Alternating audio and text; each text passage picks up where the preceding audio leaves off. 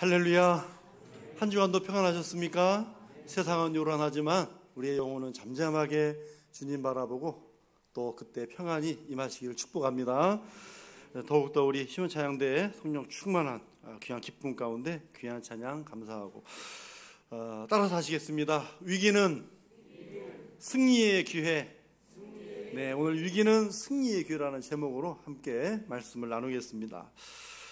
우리가 과거에 사스 때나 또 신종 인플루엔자 바이러스가 있었을 때 또 다 겪어왔었잖아요.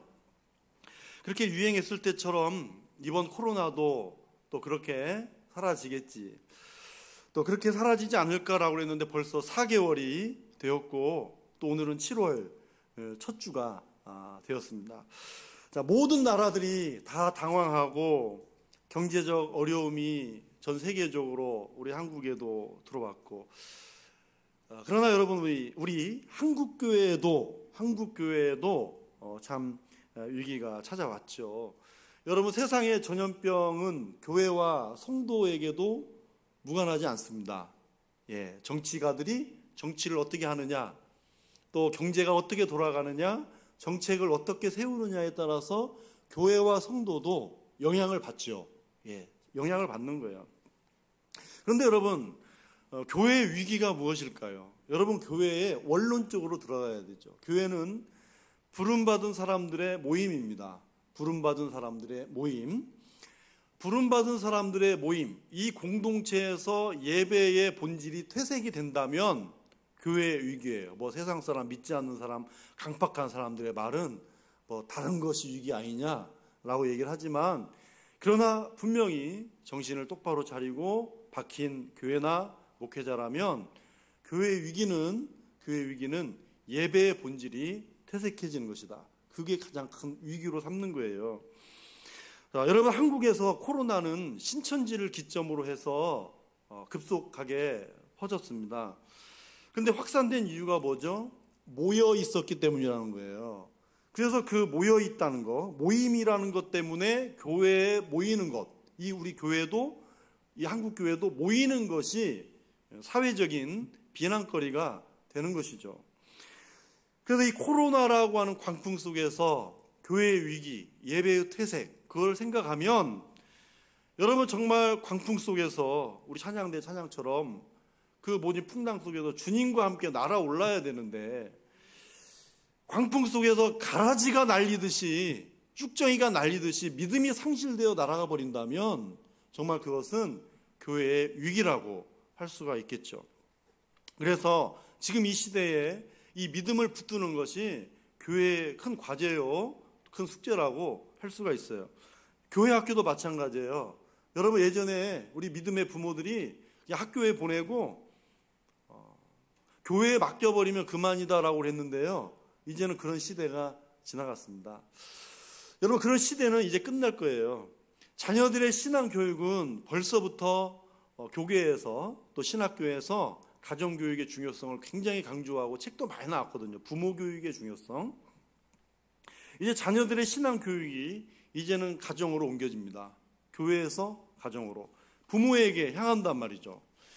자, 이 시대를 또 언택트 시대라고 그래요. 비대면 시대. 그래서 뉴스를 보니까 또 이 한국 리서치에서 그 자료를 보니까 예전에 이 스마트폰으로 비대면으로 다 은행도 보고 쇼핑도 하고 그랬잖아요. 그런데 60대 이상이 엄청 많이 늘어났어요. 이번 코로나로 인해서 60대 이상이 이 비대면 거래, 은행이나 쇼핑이나 이런 것들이 굉장히 많이 늘어난 것으로 이제 조사가 되었어요. 그러니까 이제 이것은 그 시대의 흐름에 비대면이라고 하는 거, 이런 모든 것들이 흘러갈 수밖에 없는, 이제 이런 상태로 갈 수밖에 없는 것이라는 것입니다. 그래서 교회도 비대면 교육을 준비할 필요성이 제기되고 있다는 거죠. 그래서 시스템을 잘 준비하고, 그래서 우리 아동부 먼저 실시간 교육을 할 수 있도록 그 시스템을 먼저 지금 준비하고 있는데요. 그 시스템이 잘 준비가 되면 그걸로 통해서 부모 교육이나 또 이러한 모든 것들을 또 미래를 위해서 준비하는 투자를 할 수 있습니다. 자, 그러나 무슨 말입니까? 본질은 그대로입니다. 본질은 그대로이지만 옷을 새로 갈아입히는 것, 그것이 필요하다는 것이죠. 여러분, 한국교회는 지난 130년 동안, 초대교회부터 130년 동안 아무리 시대가 변하여도 지역 안에서 교회가 어떻게 성장할 것인가, 그러나 보이는 성장만이 아닌 어떻게 영적으로 성장하고 부흥할 것인가, 그리고 교회가 어떻게 선한 영향력을 끼칠 것인가, 그리고 교회는 어떻게 건강한 교회가 되고 성령 충만한 교회가 될 것인가, 이 5가지를 한국교회는 130년 동안 목표를 가지고 걸어왔단 말이에요. 이거 외에 다른 어떤 목표가 있을 수가 없어요. 물론 방법론은 많겠지만 가장 큰 목표예요. 그런데 교회 위기가 뭐죠? 이런 목표가 흔들린다는 것입니다. 이런 목표가 흔들리고 위협을 받으면 교회는 위기라고 하는 것입니다. 자, 그러나 위기는, 따라서 하겠습니다. 위기는 곧 기회다. 그런 말 있잖아요. 위기는 기회라고. 맞습니다. 위기는 기회라는 말이 들어가 있어요. 자, 위기 속에서도 준비할 수 있다면 승리의 기회가 주어지고 다시 일어나게 될 줄로 믿습니다. 그 중심에는 푸른 마르고 꽃은 시들지라도, 시대가 아무리 변할지라도 하나님의 말씀은 변하지 않을 것이고 모든 것을 이루시는 분이심을, 그분이 하나님이심을 여러분 우리는 믿으시기 바랍니다. 자, 오늘 본문을 보면 이스라엘 공동체에도 위기가 찾아왔어요. 교회에도 위기가 찾아왔단 말이에요. 지금 이 시대는 이제 사사 시대입니다. 사사 시대는 늘 패턴이 똑같았죠. 이스라엘 백성들이 우상을 섬기면 하나님께서 징계의 일환으로 이웃나라가 침범해 오게 하셨어요. 이웃나라가 침략해오고 징계를 받으면 백성들이 막 회개하죠. 살려주세요. 회개를 해요. 그러면 하나님께서 사사를 보내셔서 구원을 하시죠. 그리고 평안을 주세요. 근데 여러분, 이 일이 한 번만이었습니까? 아니죠. 사사기를 쭉 읽어보세요. 계속해서 반복하고 있는 역사인 것입니다. 이것을 보듯이 여러분, 재난의 위기는 항상 반복적입니다. 코로나가 물러간다 할지라도 또 재난은 올 수가 있습니다.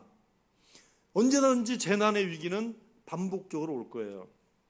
그러나 하나님은 늘 위기 속에서도 언제나 승리의 기회를 주신 줄로 믿습니다.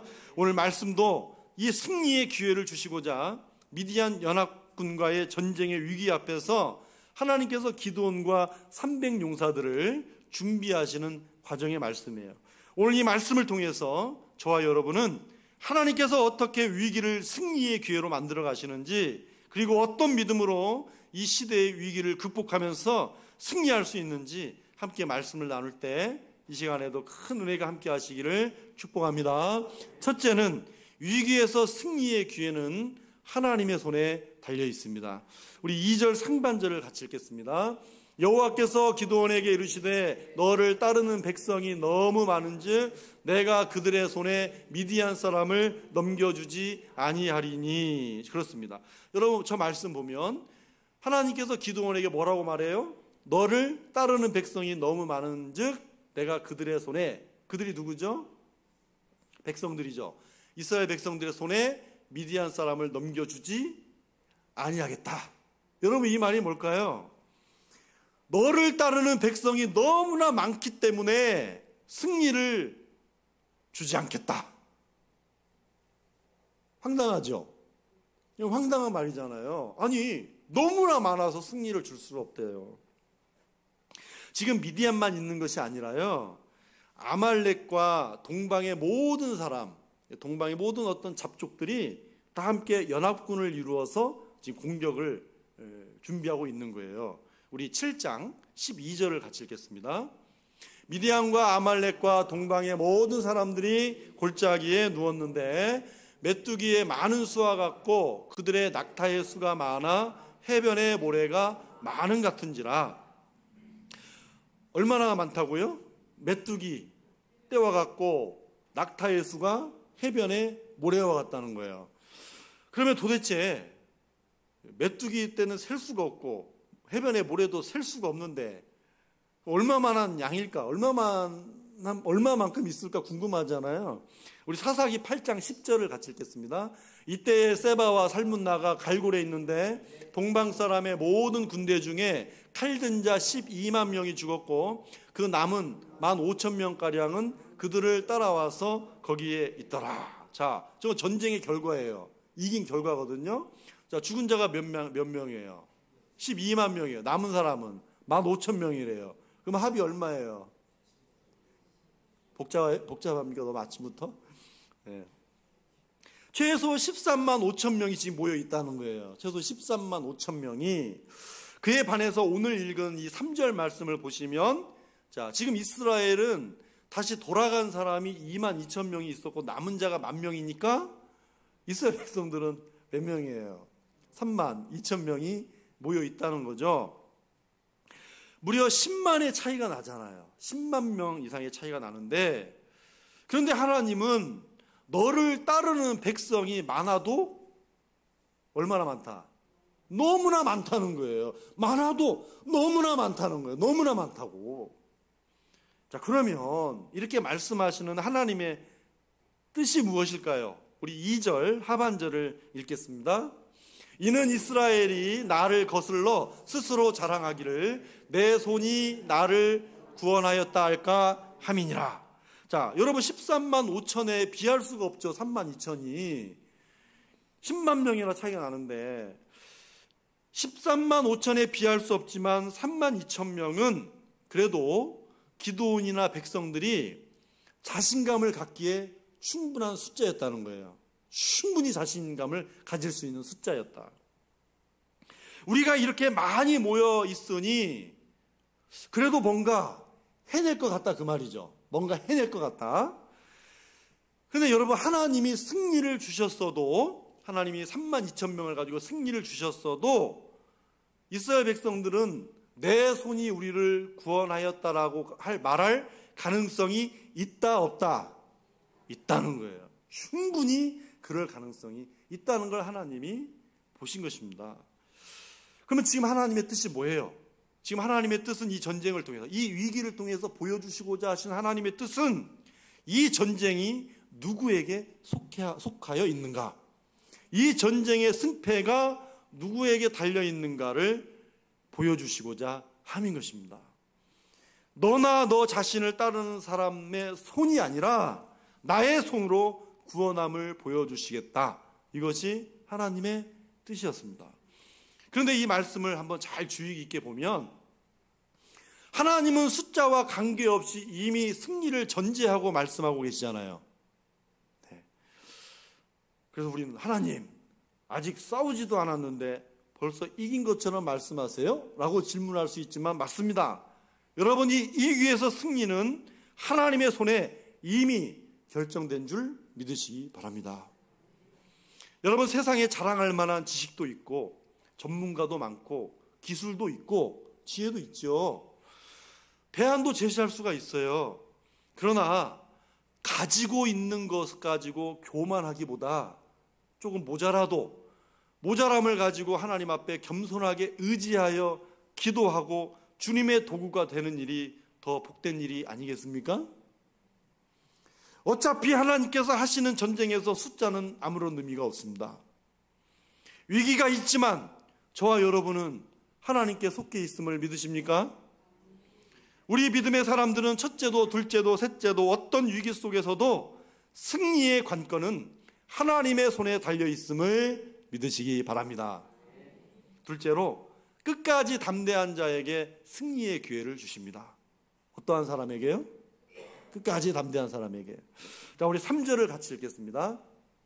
이제 너는 백성의 귀에 외쳐 이르기를 누구든지 두려워 떠는 자는 길르앗산을 떠나 돌아가라 하라 하시니 이에 돌아간 백성이 2만 2천 명이요 남은 자가 10,000명이었더라. 자, 하나님은 두려워 떠는 자를 뭐 하라고요? 돌아가라는 거예요. 돌아가라. 근데 저 말씀에 없는 단어가 뭐냐면 집으로예요. 집으로 돌아가라. 이때 몇 명이 떠나갔죠? 2만 2천 명이 떠나가고 10,000명이 남았습니다. 자, 3분의 2가 두려워서 돌아갔다는 거예요. 3분의 2나. 자, 22,000명은 왜 돌아간 겁니까? 그냥 두렵기보다 정확하게 말해야죠. 미디안 연합군 13만 5천 명이 지금 보이거든요. 8절에 보면 골짜기 가운데 있다고 그랬어요. 보이는 거예요, 지금. 13만 5천 명을 보니까 마음이 힘들다는 거예요. 네. 마음이 힘들고 도저히 눈 뜨고는 못 봐주겠다 그거죠. 그 환경을 내가 못 견디겠다는 말입니다. 그래서 지금 하나님의 사람들이 두려워 떤다는 의미가 뭐예요? 오늘 말씀을 중심으로 보셔야죠. 두려워 떤다는 의미가 뭐예요? 하나님의 손이 구원하심을 믿지 못하겠다는 거죠. 불신한다 그 말입니다. 자, 위기 속에서 아무것도 하지 않고 두려움과 걱정만으로 끝나고 집으로 돌아가는 거예요. 인생에도 교회에도 신앙에도 위기가 올 때가 있고요. 재난은 언제든지 올 수가 있어요. 그런데 우리 믿음의 사람들을 놓고 보자고요. 안 믿는 사람 말고. 믿는 사람들이 자, 하나님도 믿어요. 하나님도 믿고 구원의 확신도 있어요. 그런데 이제 와서 믿음 버리기도 아까워. 그렇다고 믿음으로 순종하자니 겁이 나요. 그래서 돌아갔다라고 하는 말은 위기를 피하여 도피했다. 도피한 것입니다. 그래서 이 말씀을 저는 두려워서 돌아가는 사람들을 그래도 명색이 싸운다고 모인 사람 아니니까 처음부터 그래도 이 사람들의 마음이 되어 한번 제가 생각을 해봤어요. 여러분, 이렇게 돌아가는 사람들이 돌아가면서 말할 수 있는 가장 좋은 변명, 네? 이 사람들이 돌아가면서 그래도 변명하면서 변명할 수 있는 말들이 뭘까? 여러분, 내가 지금 두려워서 돌아가는 거 아니에요? 내가 지금 두려워서 돌아가는 것을 하나님께서 돌아가라 했으니 돌아간다. 하나님의 뜻이다. 그래도 체면 때문에 이런 말을 할 수 있지 않을까? 우리도 다 체면 있지 않아요? 두려워요. 그러나 가장 핑계대고 변명할 수 있는 건 내가 두려우면서도 하나님께서 돌아가라 하셨다. 하나님의 뜻이라고 얼마든지 변명할 수 있다는 거예요. 그러나 여러분, 하나님의 뜻은 지금 숫자가 아닙니다. 좀 이따 말씀드리겠지만 하나님의 뜻은 숫자가 아니라 모두가 믿음으로 서기를 바란 거 아니겠어요? 그러면 왜 하나님께서 두려워 떠는 자는 돌아가라 말씀하셨을까요? 이미 모세에게도 동일하게 말씀하셨습니다. 우리 신명기 20장 8절을 같이 읽겠습니다. 두려워서 마음이 허약한 자가 있느냐? 그는 집으로 돌아갈지니 그의 형제들의 마음도 그의 마음과 같이 낙심될까 하노라. 두려워서 마음이 허약한 자가 있네요. 집으로 돌려보냈어요. 집으로 돌아가라는 거예요. 그 이유가 뭐죠? 예, 그의 형제들의 마음도 그의 마음과 같이. 무슨 말이에요? 이 형제의 두려움이 저 형제에게 그 두려움이 전염된다는 것입니다. 전염된다는 거예요. 두려움은 나 한 사람의 두려움으로 끝나는 것이 아니라 주변 사람들에게도 반드시 영향력을 미친다. 그래서 여러분, 사람이 두려우면 두려움을 전할 때도 하나님의 뜻이나 믿음도 왜곡이 됩니다. 네, 왜곡이 되는 거예요. 왜곡. 여러분, 이제 신문이나 뉴스에 나올까 말까 뭐 극소수이긴 하지만 그래도 교회 간판을 걸고 사람의 어떤 그 위기, 두려움을 막 전염시키면서 장사하는 사기꾼들이 있잖아요. 그런 사람들은 늘 스타일이 비슷해요. 어떤 사람들이냐면 언제나 그 자기 머릿속에 스쳐 지나가는 것을 하나님의 뜻이라고 착각을 하고 사는 거예요.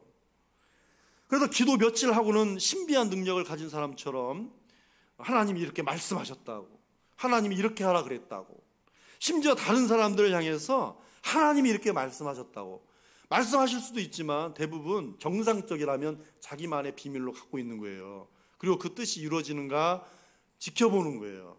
말하지 않아요. 정상적인 사람은. 그러니까 여러분, 하나님의 이름을 팔아서 거짓 영들, 이 거짓 영들이 창사를 하는 거예요. 실명이 나왔으니까 하는 말이지만 요즘 광주가 굉장히 또 심각하잖아요. 예, 그 광주 사랑교회라는 데서 이게 시작을 했는데, 여러분 그 광주 사랑교회는 그 목사 안수도 받지도 않았고 정식 교단이 있지도 않아요. 예, 제가 아는 분이 조사를 했어요. 저한테 전해주시더라고요.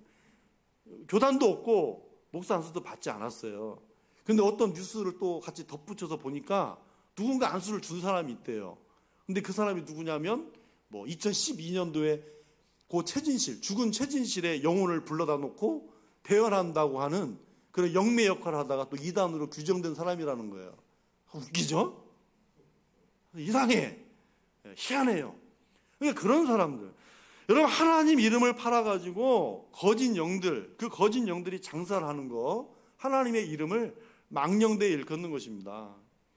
그러니까 그런 사람들이 사람들한테 막 위기 속에서, 꼭 무당도 그런 무당들이 있잖아요. 위기 속에 협박하고 두려움을 심어주고 장사를 하는 것처럼. 여러분, 우리도 사람의 말에 현혹되지도 말고요, 배우지도 말고 가까이 가지도 마십시오. 우리는 사람의 말에 따라 두려워하는 사람들이 아니라 하나님의 말씀이 내 발의 등이요 내 길에 비친 것을 믿는 사람들입니다. 그래서 성경 말씀은 두려워하지 말라는 말씀과 항상 같이 따라오라는 말씀이 있어요. 항상 같이 따라오는 말씀이 있다고요. 그 말씀과 함께 이 말씀 붙들라고 꼭 주시는 말씀이 있어요. 우리 신명기 7장 21절을 같이 읽겠습니다. 너는 그들을 두려워하지 말라. 너희의 하나님 여호와 곧 크고 두려운 하나님이 너희 중에 계시니라. 이사야 41장 10절도 읽겠습니다. 두려워하지 말라. 내가 너와 함께함이라. 여러분 오늘 계단 올라오면서 이 계단 프랭카드 보셨습니까? 네, 이럴 줄 알았어요. 이렇게 관심이 없어요. 내려가실 때 한번 그 프랭카드 말씀을 꼭 읽고 내려가십시오. 자, 따라서 하시겠습니다. 내가 너와 함께 함이니라. 아멘. 여러분 두려워하지 말라는 말씀을 주실 때는 내가 너와 함께 함이라가 항상 따라와요. 여러분 두려울 때 물러가라 소리친다고 두려움이 물러가요? 두려움은 임마누엘의 하나님께서 나와 함께 계신다는 믿음으로만 물리칩니다. 여러분 지금 2주 연속으로 주일마다 이 두려움에 대한 말씀을 나눌 때 하나님은 두려움을 주시는 분이 아니라는 것을 계속 말씀을 드렸어요. 모세가 지팡이로 홍해를 향해 두 손을 든 것처럼 다윗이 믿음으로 골리앗을 향해 돌진할 수 있었던 그 믿음처럼 하나님이 주시는 믿음은 두려움을 뚫고 나가는 것이지 두려움을 주시는 분이 아니시라고요. 그러므로 어떤 위기가 왔다고 해서 도피하는 것은 하나님께서 주실 승리의 기회를 잃어버리는 것입니다. 하나님은 위기 속에서도 하나님의 손길을 의지하여 믿음의 자리를 지키는 자에게 승리의 기회를 주시는 것이죠. 그러므로 이 시대의 위기 속에 살아가는 저와 여러분, 그리고 교회의 위기가 오히려 담대한 믿음을 세울 수 있는 기회가 되시기를 바랍니다. 하나님의 말씀을 붙드는 기회로 삼으십시오. 오히려 미래를 준비할 수 있는 좋은 기회로 삼으면서 위기를 승리의 기회로 바꿔주시고 함께 하시는 우리 하나님을 믿으시기 바랍니다. 하나님 사랑하시기 바랍니다. 마지막 세 번째로 위기 속에서 영적 긴장감을 갖기를 원하십니다. 영적 긴장감. 자, 하나님의 손으로 구원하실 것을 믿고 담대한 믿음으로 위기에 맞선 이 사람이 몇 명이었습니까? 300명 그러면 안 돼요. 10,000명이었잖아요. 지금까지는 10,000명이었어요. 그런데 하나님은 10,000명도 많다, 10,000명도 많다고 하면서 마지막 명령을 주시죠. 우리 4절 상반절 읽겠습니다. 여호와께서 또 기드온에게 이르시되 백성이 아직도 많으니 그들을 인도하여 물가로 내려가라. 거기서 내가 너를 위하여 그들을 시험하리라. 그들을 뭐 한다고요? 시험하리라. 시험 문제가 뭡니까? 시험 문제. 여러분, 남은 10,000명에게 지금 시험을 하는 거 아니에요? 남은 10,000명에게는 사실 질문 없는 시험 문제예요. 기드온도 몰랐어요. 단지 그런 행동을 취하나 안 취하나 보고 가려내라는 것이고, 4절 말씀도 굉장히 복잡하잖아요. 왜? 다시 한번 읽어보시면 굉장히 복잡한데 간단히 말씀을 드리면 이렇게 하는 사람과 저렇게 하는 사람들을 잘 구별해라. 내가 지시한 대로 구별해라. 그 말씀이에요.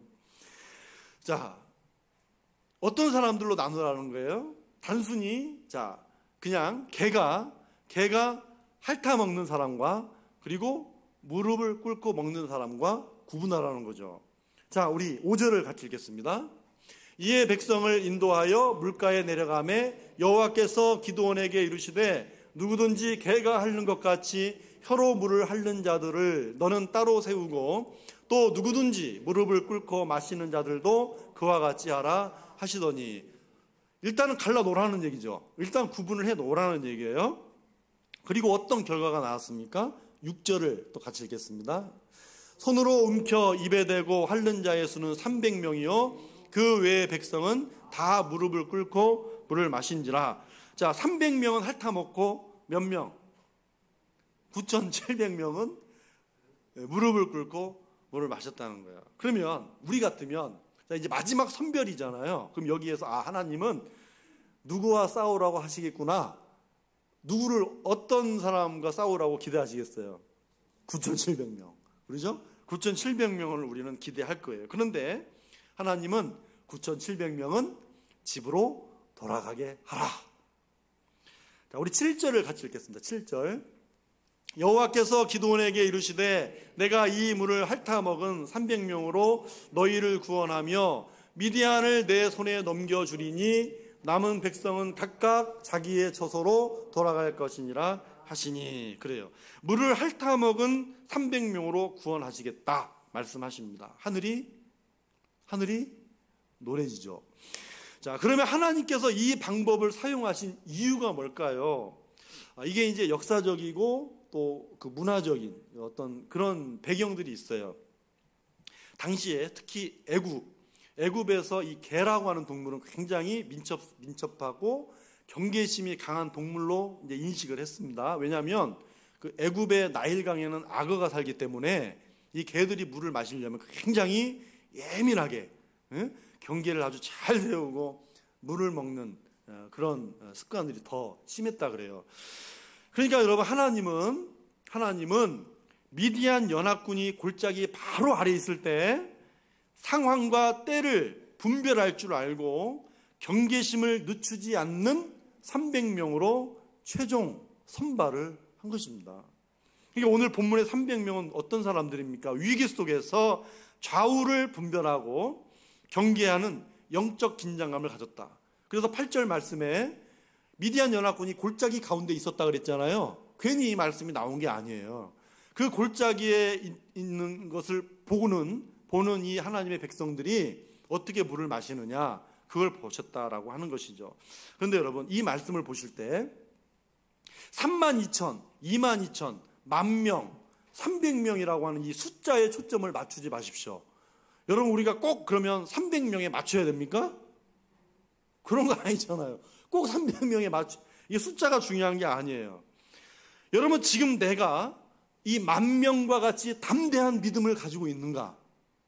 그리고 이 300명과 같이 영적인 긴장감을 가지고 오늘 이 어려운 위기의 시대를 예의주시하고 있는 한 사람인가? 여러분이 위기 속에서도 담대하게 하나님의 구원을 믿고 있는 저와 여러분 자신인가? 그것이 더 훨씬 중요한 것입니다. 이것이 오늘 저와 여러분에게 주신 하나님의 뜻입니다. 여러분, 지금 세상은 코로나 중에 있잖아요. 코로나 중에 있는데 포스트 코로나를 얘기한단 말이죠. 즉 코로나 이후의 시대를 예측하느라 바쁩니다.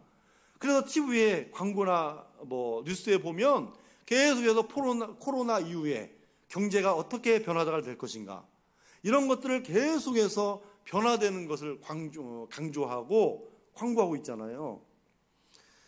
그래서 코로나 이후에 급변할 세상을 예측하고 준비하느라고 이 세상은 엄청 분주합니다. 정치, 교육, 경제 전반에 걸쳐서 변화가 일어날 거예요. 교회도 변화가 일어날 것입니다. 이 한국문화재단에 따르면 지금부터 약 100년 전에, 정확히 말하면 102년, 1918년에 이 한국에도 스페인 독감이 유행을 했었어요. 스페인 독감이 유행을 해가지고 742만 명이 감염이 되고 무려 14만 명이 사망했습니다. 여러분 14만 명 사망은 엄청난 사망자잖아요. 그런데 이렇게 스페인 독감으로 죽어가는데 일본은 하나도 조치를 취하지 않았어요. 네, 죽어가게 내버려뒀어요. 그리고 그 다음 해 1919년 3.1 운동이 일어났습니다. 여러분, 이런 역사 속에서 한국 교회는 이 성찬식이라고 하는 것을 계속 했을 거 아니에요.